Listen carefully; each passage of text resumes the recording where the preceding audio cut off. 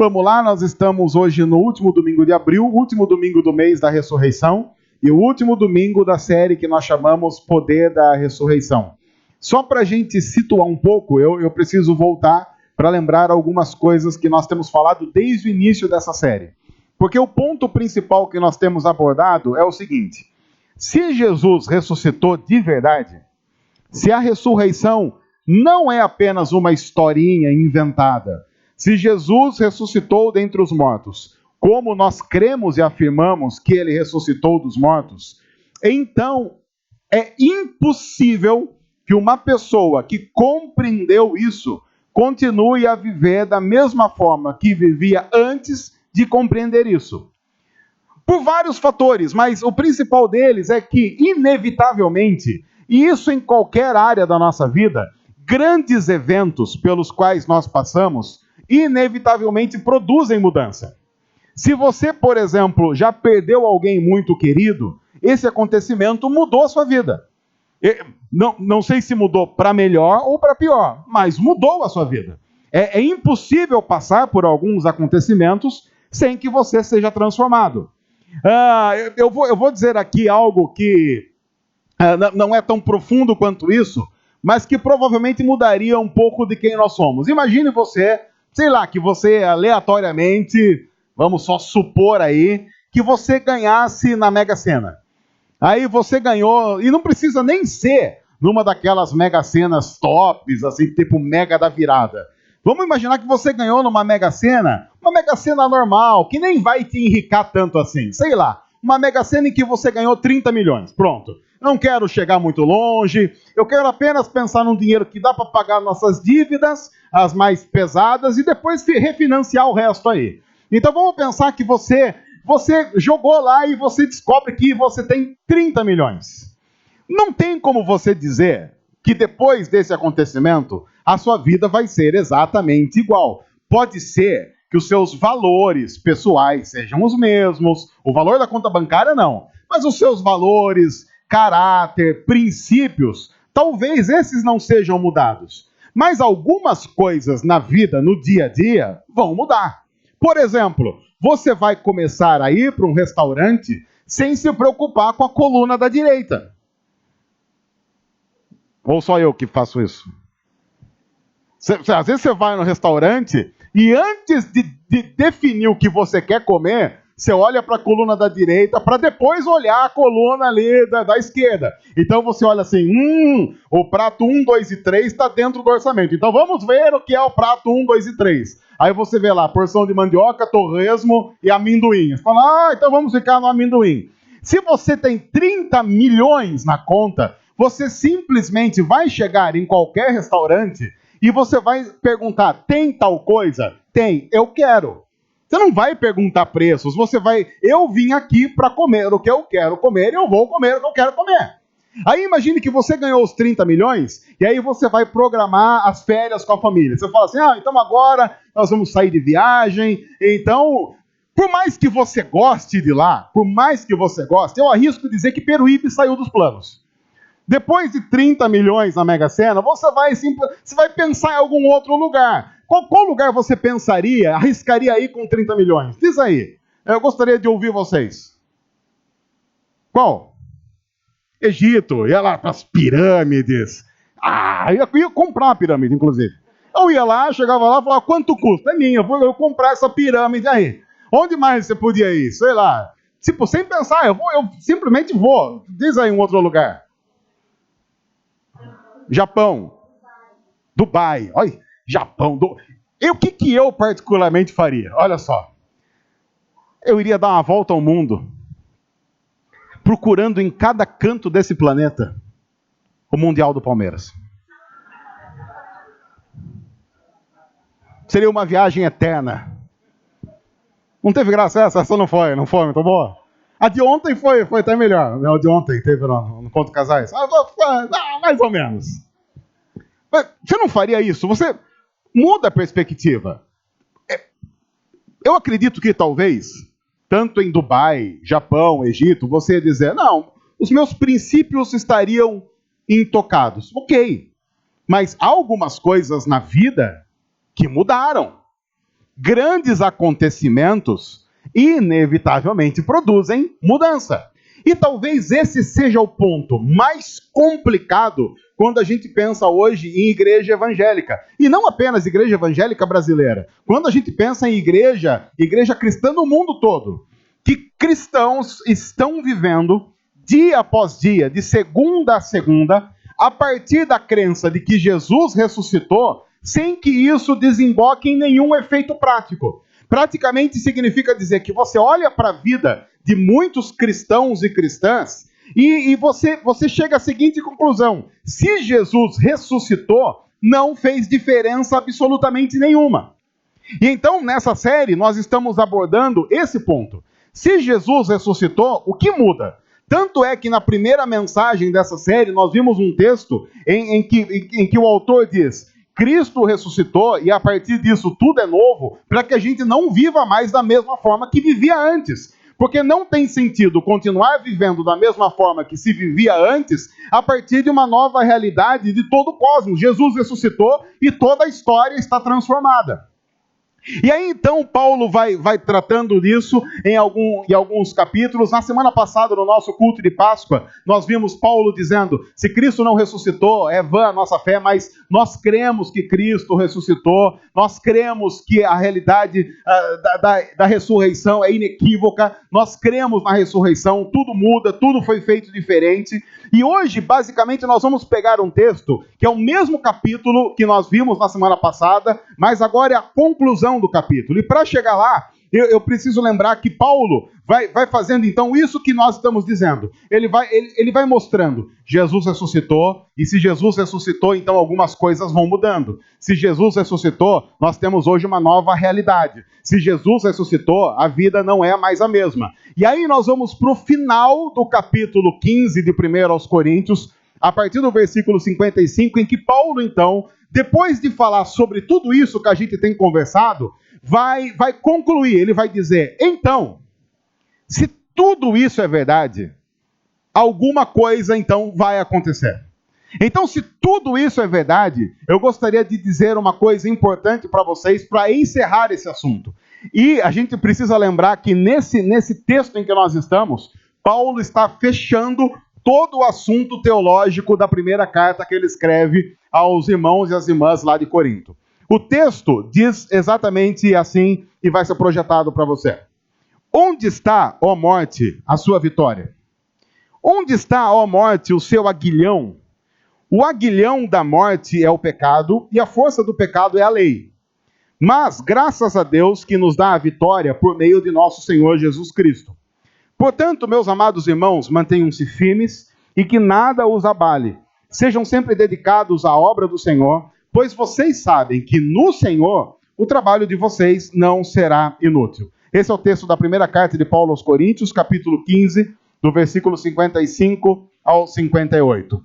E eu quero ir por partes, porque é muito interessante como Paulo está construindo a conclusão do assunto ressurreição na carta que ele escreve aos Coríntios. Ele começa dizendo: onde está a morte, a sua vitória? Onde está a morte, o seu aguilhão? Aguilhão não é uma palavra muito comum, mas o que é um aguilhão? O aguilhão era uma peça colocada na ponta de uma outra peça maior, que era usada para fustigar um animal. Eu não sei qual é o nome aqui, se a gente tem um nome mais moderno para isso. Era uma peça colocada na ponta de uma lança, por exemplo, para ficar fustigando o animal para que ele se movesse, se mexesse. Seria mais ou menos o mesmo trabalho que um chicote faria. Então, o aguilhão tem essa função. E aí Paulo está dizendo: onde está a morte, a sua vitória? Onde está a morte, o seu aguilhão? Porque o aguilhão da morte é o pecado. O que ele está dizendo? O que produz a morte? O nosso pecado. Lembre-se que Paulo fala disso, não apenas nessa carta, mas em muitas cartas. Ele vai dizer o quê? O nosso pecado produziu morte. Quando nós pecamos, nós rompemos com o nosso Deus, e rompendo com o nosso Deus, nós colhemos a morte, porque Deus tinha dito que nós morreríamos se fizéssemos isso. Nós vimos isso na mensagem da semana passada. E aí ele continua dizendo: e a força do pecado é a lei. E ele não está dizendo de qualquer lei, ele está dizendo sobre a lei de Deus. Paulo trata isso em alguns outros textos, quando ele diz, por exemplo, se você nunca tivesse lido na lei de Deus que você não deve mentir, você poderia mentir à vontade e ninguém iria poder dizer que você fez alguma besteira. Mas a partir do momento em que eu leio na lei de Deus que mentir é ruim, a partir desse momento, quando eu minto, eu trago sobre mim a condenação do pecado. Se eu nunca tivesse lido, por exemplo, na lei de Deus, que eu não devo invejar algo, cobiçar algo de alguém, eu poderia cobiçar à vontade e ninguém poderia dizer nada contra mim. Mas a partir do momento em que eu leio lá na lei de Deus que eu não devo cobiçar, a partir desse momento a cobiça passa a ser um sério problema quando eu a cometo.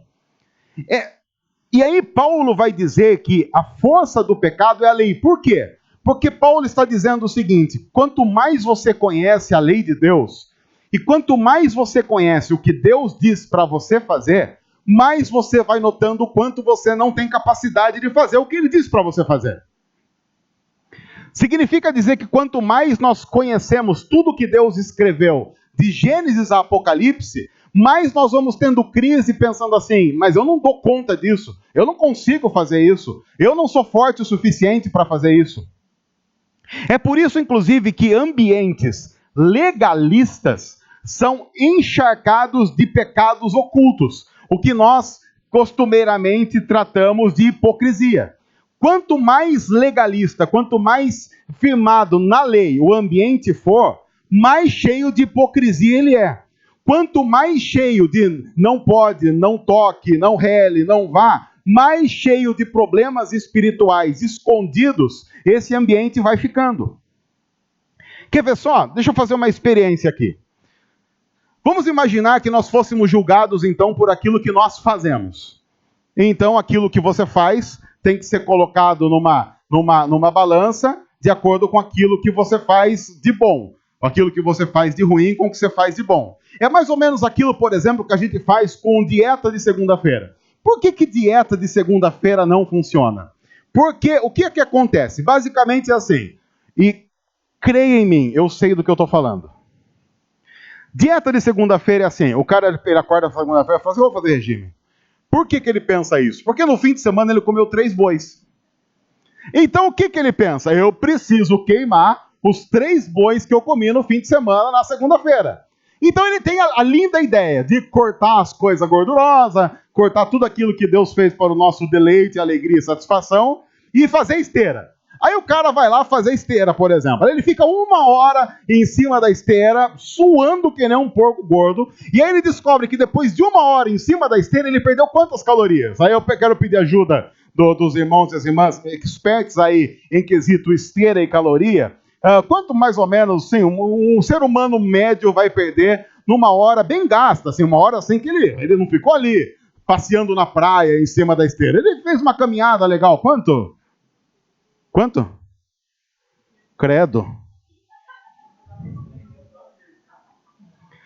Vamos imaginar que se você for um cara muito bom, do tipo, eu passei 1 hora correndo na esteira. Aí perdeu, sei lá, 600 calorias se for correndo. Não chega tanto? O quê? E vocês querem que eu faça isso? O cara corre 1 hora na esteira, ele descobre, então, vou chutar alto, então. Porque vai que ele tem um organismo que é acelerado, que ele misturou pimenta com café, gengibre e aquele negócio lá que o pessoal coloca no arroz doce, que eu esqueci o nome. E canela. Porque isso aí, um organismo que não fica acelerado com essas coisas. Aí ele gastou 400 calorias. Aí ele pensa, olha, já dá o quê? 1/3 de uma coxinha. Mas aí, claro, ele é esforçado. Então o que ele vai fazer? Ele vai passar a semana andando numa esteira e vai chegar na sexta, ele vai ter acumulado, por exemplo, 5 a 6 horas de esteira.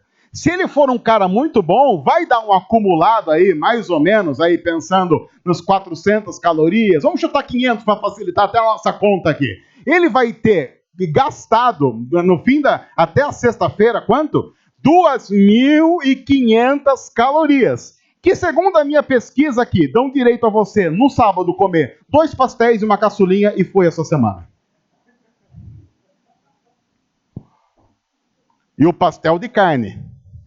Porque não vem com aqueles pastel de pizza que também aí você precisava fazer umas 3 horas de esteira. O que acontece aqui?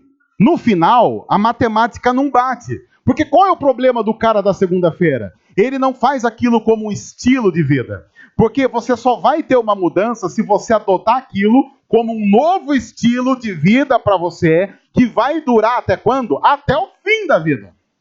E agora, transfere isso para o pecado. Então vamos imaginar o seguinte: você peca, não peca? Desculpa fazer uma pergunta como essa, num ambiente como esse, que coloca a gente numa situação meio complicada, mas você peca. Por exemplo, deixa eu fazer uma pergunta aqui, eu gostaria que você levantasse a mão se você já fez isso. Quem aqui já mentiu? Ok, todo mundo aqui já mentiu. Olha aí, é um bando de gente mentirosa. Aí como é que vai confiar em nós? Aí o pessoal que está assistindo nós pela internet fala, olha aí, olha aí, olha aí. Todo mundo aqui já mentiu. Então vamos imaginar que você colocou na sua balança de pecados uma mentira. Para você equilibrar e falar assim, eu preciso zerar essa conta, o que você teria que fazer para anular o pecado da mentira? Diz aí, qual seria uma virtude que você podia falar assim, olha, essa daqui se eu colocar na balança de lá, equilibra e zera, fica neutro. Diz aí, o que você poderia fazer? Você poderia falar assim, contar uma verdade. Mas, tá bom, mas qual verdade? Porque teria que ser uma verdade que ajudasse alguém na mesma proporção que a sua mentira prejudicou. Porque senão eu chego aqui e falo assim, a camisa do Mauro que cor que é essa, Sibeli? Essa camisa... O quê? Como é que é? Mais alto. O problema de uma pergunta como essa é que vai ficar registrado na história que Mauro Trota, você pode procurar no Facebook, usa, não tem? Só no Instagram não tem? Eu vou dar seu endereço. Ele mora na rua Euclides da Cunha. Não. Ele usa uma camisa de cor marsala, que a maioria dos homens estão pensando assim nessa hora. Isso é cor? Mas tudo bem. Se eu chego e falo assim, olha, você está usando uma camisa marsala. É verdade. Mas eu não posso dizer que essa verdade equilibrou uma mentira que eu contei, porque essa verdade não gerou absolutamente nada, a não ser uma questão óbvia. Mas tudo bem, mas vamos imaginar que isso equilibra. Então, um outro pecado. Quem aqui já matou alguém? Aí você vai falar assim, eu nunca matei ninguém. Matou. Porque se Jesus está certo no Sermão do Monte, toda vez que você mata alguém aqui no coração, na verdade você já matou, porque no Evangelho não são as vias de fato apenas que importam, tem muito da intenção. Todo mundo já matou alguém. Quantas pessoas você já matou? Quantas pessoas, por exemplo, você já quis assim, eu não quis matar, quis só esganar até a pessoa não respirar mais? Quantas vezes já passou por isso? Qual seria a virtude que você teria que colocar no lugar do seu assassinato do coração? Uma ressurreição, por exemplo. Você teria que colocar uma ressurreição ali para dar uma equilibrada. Por exemplo, sei lá, um outro pecado, um pecado mais básico, assim, uma coisa mais leve. Oi? Sei lá, eu vou falar algo agora que vai me prejudicar, mas eu vou falar. Gula, por exemplo. Qual virtude você coloca na balança e equilibra a gula? Fazer jejum. Aí a pessoa morre e não equilibrou coisa nenhuma. A pessoa tem uma crise de hipoglicemia, não ajudou absolutamente nada. A questão é que, no final das contas, se você pensa na relação pecado e virtude, não importa o que você faça, vai ser a mesma equação de caloria de quem se esbalda no fim de semana e depois tenta compensar durante a semana. Não bate a conta. Sempre você vai ficar em débito, de uma tal forma que a única alternativa viável para Deus seria simplesmente matar a gente e mandar a gente para o inferno. Seria uma coisa consequentemente lógica. Então Paulo está dizendo, a força do pecado é a lei. Quanto mais eu descubro o que Deus pede para eu fazer, mais eu vou descobrindo que eu não tenho condição de fazer. Agora, olha que interessante. Se o aguilhão da morte é o pecado, o que Jesus fez com o pecado? Jesus pagou o preço do nosso pecado na cruz.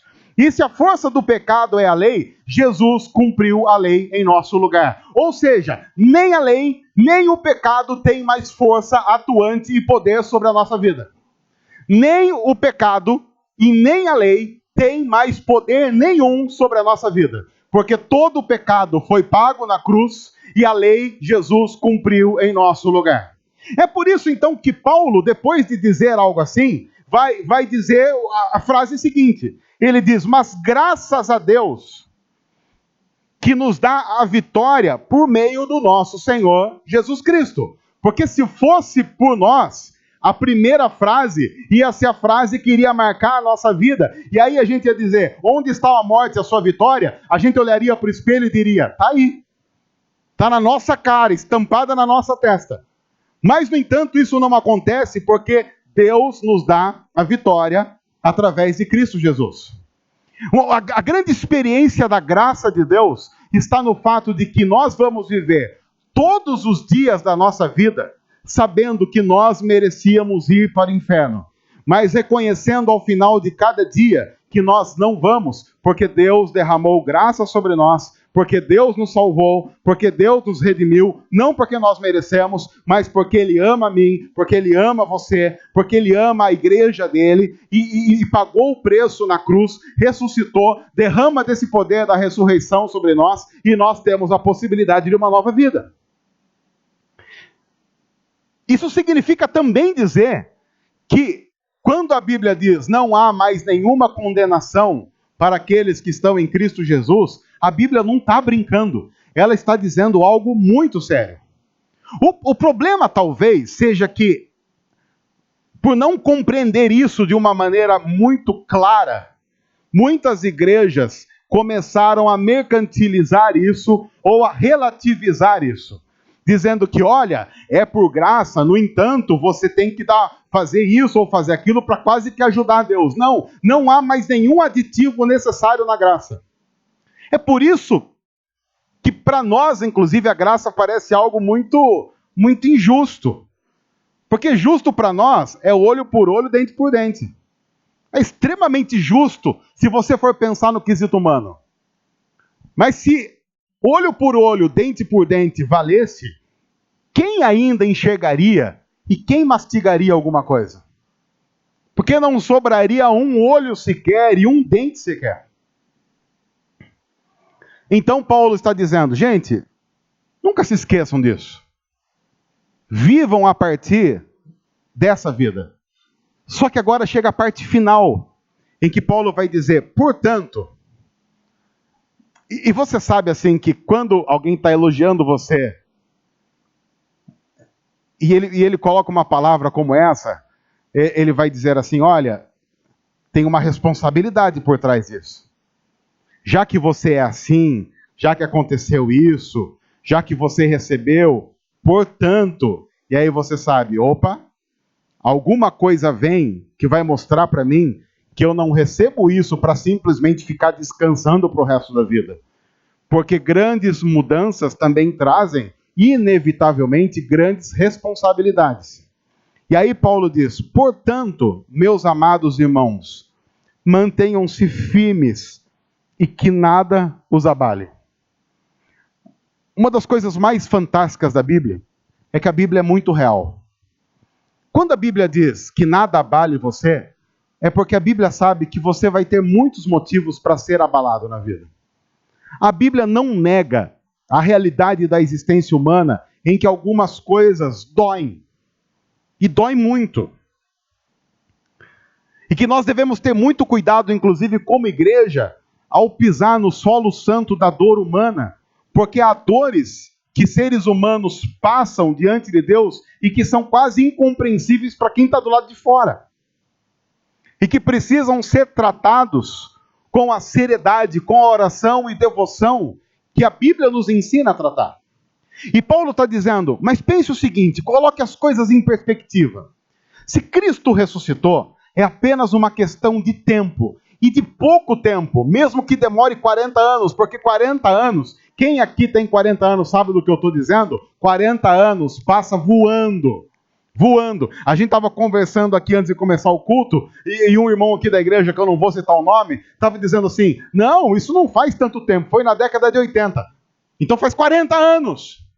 É que a gente vai ficando velho, e a gente começa a olhar para algumas coisas e fala, não, mas isso faz pouco tempo, foi em 85. Então, há 34 anos. E aí você pensa, oi? Começa a colocar algumas coisas em perspectiva e pense, mesmo que demore, vai chegar um dia em que nós estaremos olhando para o céu, e esse céu vai ser rasgado, e nós veremos Jesus aparecendo com toda a sua glória e com os anjos celestiais, e ele vai nos levar para morar com ele por toda a eternidade. Por mais que nós tenhamos lágrimas para chorar, e a vida faz com que a gente tenha lágrima para chorar, a Bíblia diz que vai chegar um dia em que nós não teremos lágrima nenhuma. Pelo simples fato de que nós, não porque nós estaremos secos e não teremos nem força para chorar, mas porque não haverá nenhum motivo para choro. A Bíblia diz que vai chegar o dia em que Deus vai enxugar dos nossos olhos toda lágrima. Não haverá nenhuma menção de qualquer coisa que traga dor, que traga sofrimento e que traga angústia. No entanto, a Bíblia diz, enquanto isso não acontece, nós vivemos a realidade de uma vida que complica. A gente adoece, nós somos traídos, nós passamos por dificuldades, nós passamos por sentimentos que nós não compreendemos. Qualquer um aqui que tem um mínimo de experiência na vida sabe que a gente é tão inconstante que você passa uma semana e nessa semana, sem nenhuma explicação, você acorda bem na segunda, você acorda bem na terça e de repente na quarta você, sem saber por que, não acordou bem. E alguém pergunta para você, mas o que aconteceu? Você diz, não aconteceu absolutamente nada, mas eu não estou bem. Quantas vezes eu encontro gente que tá meio devagar, e aí você pergunta o que aconteceu? Eu não dormi bem. E por que não dormiu bem? Eu não sei. Eu não dormi bem. Talvez nessa semana você vai ter noites que você vai deitar e vai acordar do mesmo jeito, como se você não tivesse nem se mexido. O seu cônjuge vai até colocar o dedo ali no nariz para ver se você está respirando. Mas tem noites que você revira e acorda várias vezes, você simplesmente não sabe o que aconteceu. A vida tem dessas oscilações e desses momentos que a gente nem tem como explicar. Quem já passou por isso sabe que às vezes a gente não consegue nem explicar para o cônjuge. A esposa da gente pergunta, mas o que está acontecendo? Eu não sei. Está acontecendo alguma coisa, mas eu nem tenho palavras para expressar o que está acontecendo. Mas eu só sei de uma coisa, está doendo. E as dores que acontecem aqui dentro, que são as dores que mais pegam, são complicados, porque são lugares que você não tem nem como colocar um band-aid. Porque você simplesmente sabe dizer, dói aqui e eu não sei como tratar isso. Eu não sei nem como explicar isso. De repente na vida as coisas saem do eixo, e aí Paulo diz, isso vai acontecer. Mas quando isso acontecer, lembre-se de uma coisa, mesmo nesse momento, o poder da ressurreição ainda está vivendo em você, ainda está agindo em você, ainda está sobre você, e vai chegar o momento em que tudo isso, colocado em perspectiva, vai ser nada. Então não deixe, e quando a Bíblia diz não deixe que isso abale você, a Bíblia não está dizendo assim, olha, isso não é nada. Porque uma das coisas mais angustiantes e mais absurdas de você dizer para alguém que está sofrendo, é você falar assim, não é nada. Quando alguém chega para, você está chorando e alguém chega para você e fala assim, não chora, não é nada. Como não é nada? Não é nada para você, mas para quem está chorando é. Mas a gente coloca isso em perspectiva. E a Bíblia está dizendo, quando isso acontecer, dê só mais um passo. Dê só mais um passo. Lembre-se do poder da ressurreição e dê mais um passo. E talvez o segredo seja dar apenas mais um passo a cada dia. E dê apenas um passo, mesmo que todo mundo diga, isso é devagar demais, se é o que você consegue fazer para não abalar a sua vida e para se manter firme diante do Senhor, faça isso colocando em perspectiva o poder da ressurreição, a crença de que esse passo é um passo em direção à vontade do Senhor, um passo em direção ao que Deus tem para nós, e isso vai fortalecendo a nossa vida.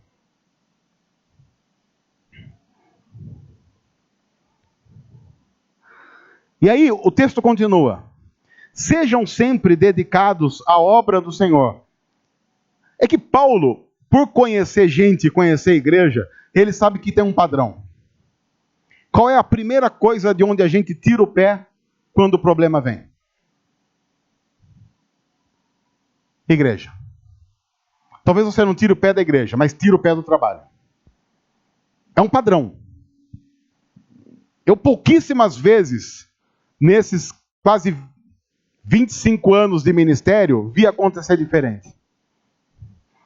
Eu já vi, por exemplo, acontecer assim, a pessoa começa a passar por um problema, ela se afunda no trabalho, mas enquanto ela se afunda no trabalho, ela tira o pé da obra. Pelo menos na obra do reino de Deus. Eu preciso de um tempo. No entanto, quando a gente faz isso, a gente perde a oportunidade de Deus nos alimentar e nos fortalecer no melhor campo para que isso aconteça, que é a igreja. E ora, eu quero inclusive concordar com algo que os desigrejados falam. Os desigrejados, para justificar que eles não gostam de igreja, eles falam assim, igreja é ruim. E eu acho que de todos os argumentos que os desigrejados usam, esse é o mais correto. Por quê? Porque se você pensar num lugar onde juntou um monte de nós, esse é um lugar complicado mesmo. Não é um lugar complicado. Mas pense. Eu acho que algumas pessoas aqui já passaram pela experiência de terem sido curados de alguma enfermidade. Ou Deus usou o tratamento certo para fazer isso, ou Deus usou uma ação miraculosa para fazer isso.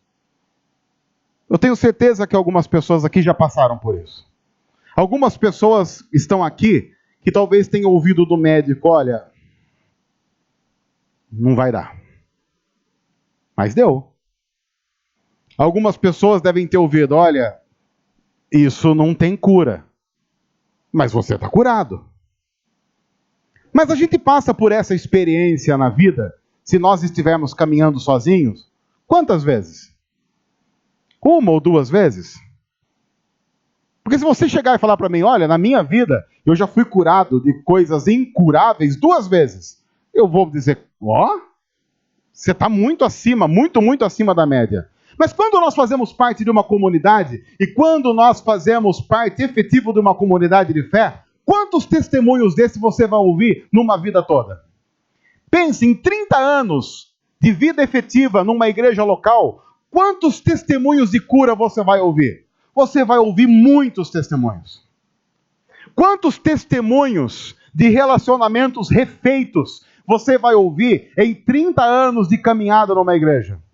Quantos batismos você vai assistir de gente dizendo assim, olha, há 5 anos eu estava no fundo do poço e eu estava pensando em acabar com a minha própria vida. E hoje eu estou aqui sendo batizado porque eu entreguei a minha vida a Jesus e o meu maior desejo hoje é continuar a viver. Quando Paulo diz, sejam firmes, continuem o trabalho de vocês, sejam dedicados na obra do Senhor, é porque Paulo sabe que essa é uma das grandes armas que Deus usa para animar a gente. Eu me lembro, isso há mais ou menos, eu nem sei se eu já contei esse testemunho aqui, se eu já contei, vai de novo. Se eu não contei, fica o registro. Porque o pastorado de verdade, é o exercício de uma crise e é a administração de uma crise que nunca passa. Eu não estou dizendo que é ruim, eu estou dizendo que é assim. E, inevitavelmente, conforme você vai pastoreando uma igreja, você tem os dias que são fantásticos e você tem os dias que são aqueles dias que se você pudesse colocar, no apagar aquela memória, você colocava. Eu me lembro que há mais ou menos uns 4 anos, eu acho, eu estava num desses momentos de crise comigo mesmo. Não era crise com a igreja, não era crise com nenhum acontecimento, mas era uma crise pessoal. Talvez aquela crise do estou chegando aos 40 e você faz uma análise da vida e você começa a entrar em crise. E eu comecei, e foi uma crise que eu me atrevi, por um erro e por imaturidade, a tentar atravessar sozinho. O que significa tentar atravessar sozinho? Não contei para minha esposa, não compartilhei com amigos. Eu pensei assim, não, essa é uma crise que eu vou administrar sozinho e eu quero passar por essa tempestade e eu não quero atrapalhar ninguém, não quero chamar ninguém para essa tempestade. que é sempre a pior opção, inclusive quando você tem uma comunidade de fé. Mas tudo bem, eu me lembro que num dos piores dias, que são aqueles dias em que você vai para a cama, lá mais ou menos pela meia-noite, e quando dá 3 da manhã você está virando de um lado para o outro, e eu sei que muitos aqui sabem do que eu estou dizendo, que você vira e você não dorme, e a mente não para, e os pensamentos vão acontecendo, e você não consegue dar cabo àquela dor, àquela angústia que está dentro de você. E eu lembro que depois de várias horas rolando na cama, eu pensei assim, quer saber? Eu não vou dormir mesmo, então eu vou lá para a sala, eu vou assistir televisão. Sei lá, vou assistir qualquer porcaria que tiver. Se tiver passando reprise do jogo do 15, eu vou assistir. E eu lembro que eu cheguei na sala e eu vi o meu celular em cima da mesa piscando. Do tipo, tem uma mensagem para você. E, bom, eu pensei, essa é uma boa oportunidade. Eu vou ver o que está acontecendo. E era uma mensagem de uma irmã dessa igreja. Era uma mensagem no WhatsApp de uma irmã dessa igreja. E ela começava a mensagem dizendo assim, pastor, me desculpa estar escrevendo isso, porque eu posso estar sendo invasiva. Eu posso estar sendo ofensiva. Mas eu só estou escrevendo isso que eu estou escrevendo porque eu estava orando pelo Senhor e Deus me mandou escrever essa mensagem para você. E aí ela disse assim, olha, o que Deus colocou no meu coração para dizer para você, e ela mandou essa mensagem, acho que era 1h30 da manhã, que era no auge da crise, na desgraça da cama, que não acomodava sono. E ela escreveu dizendo assim, não desista.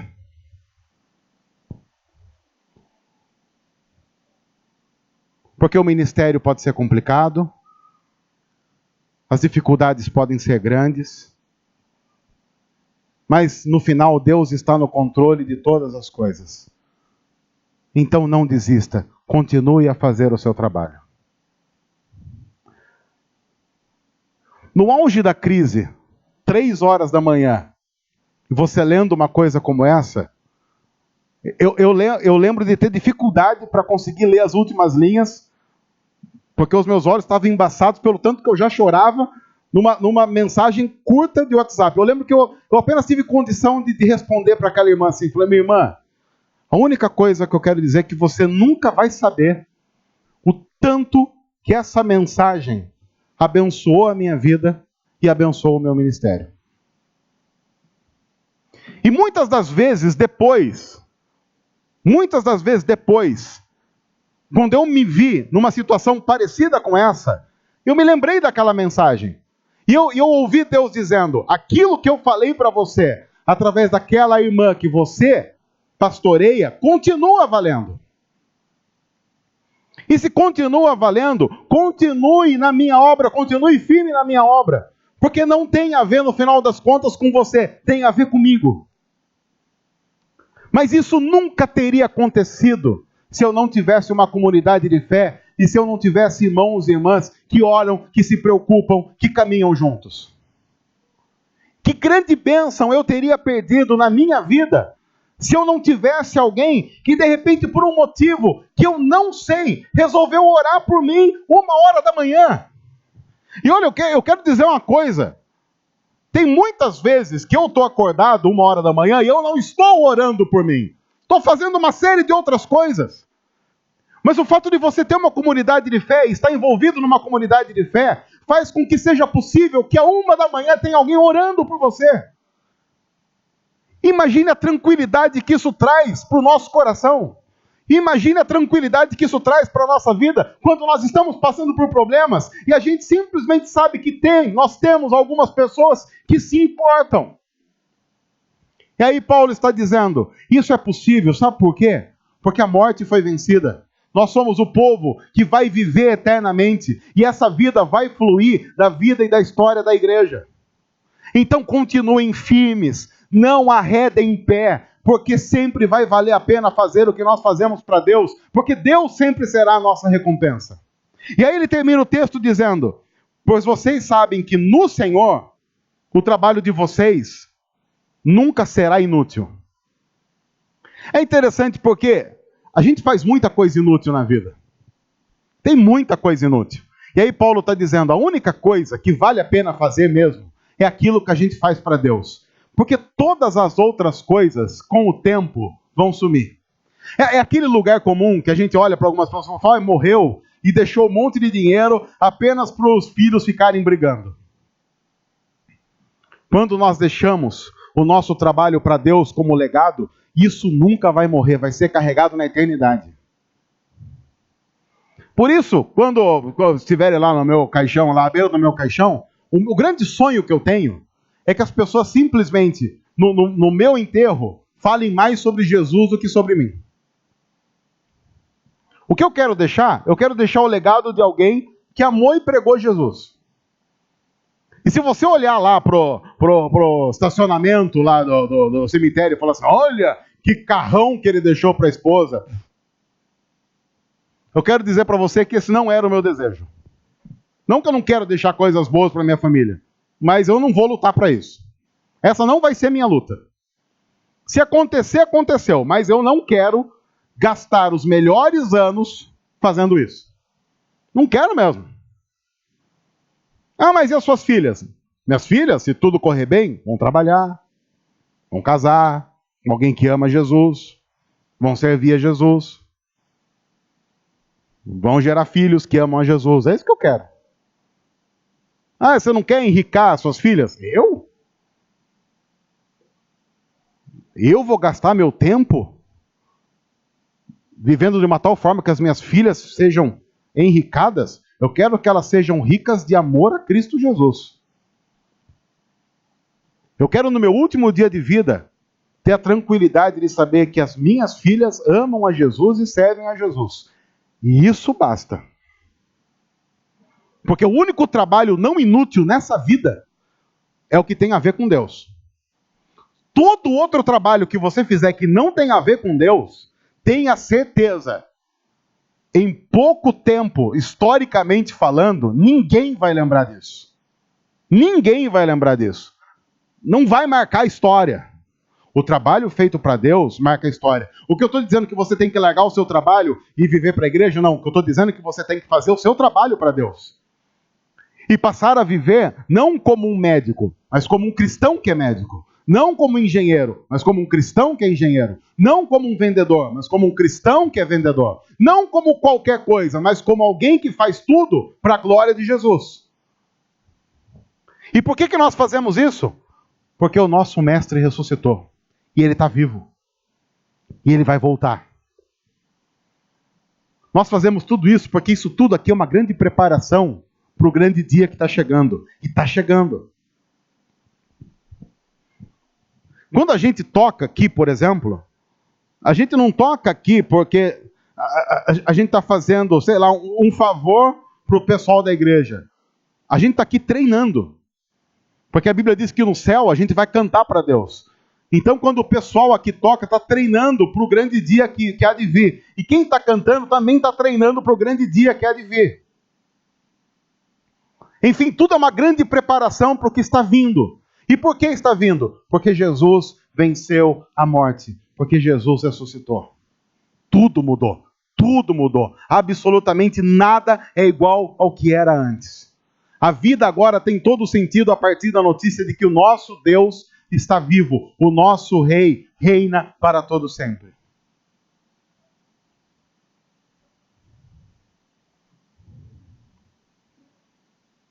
Pode ser que nessas idas e vindas a gente nunca esteja diante de uma pirâmide no Egito. Pode ser que não. Mas a Bíblia diz que um dia eu vou estar diante do trono do universo. Do trono de toda a história. Eu vou estar lá. Eu vou estar lá. Você vai estar lá. Um dia, uma cidade, a mais bela cidade, descerá dos céus e nós seremos convidados a entrar nela. E ali nós veremos, segundo o que a Bíblia diz, a árvore da vida, aquela mesma lá de Gênesis 1 e Gênesis 2. E nós seremos convidados a comer da árvore da vida. Então eu não vou gastar os melhores anos da minha vida tentando ganhar dinheiro para comer nos melhores restaurantes, porque um dia eu vou comer do fruto da árvore da vida. O melhor restaurante está garantido para mim. Isso significa que eu vou abrir mão de prazeres? Não. Eu vou apenas colocar cada um dos prazeres no seu devido lugar. E o prazer maior da minha vida sempre deve ser amar a Jesus e servir a Jesus. E as outras coisas? As outras coisas Deus vai dando para a gente, se Ele quiser dar. Se Ele não quiser dar, Ele já deu o melhor. E a gente vai se agradando disso. Portanto, meus amados irmãos, mantenham-se firmes e que nada os abale. Sejam sempre dedicados à obra do Senhor, pois vocês sabem que no Senhor o trabalho de vocês não será inútil.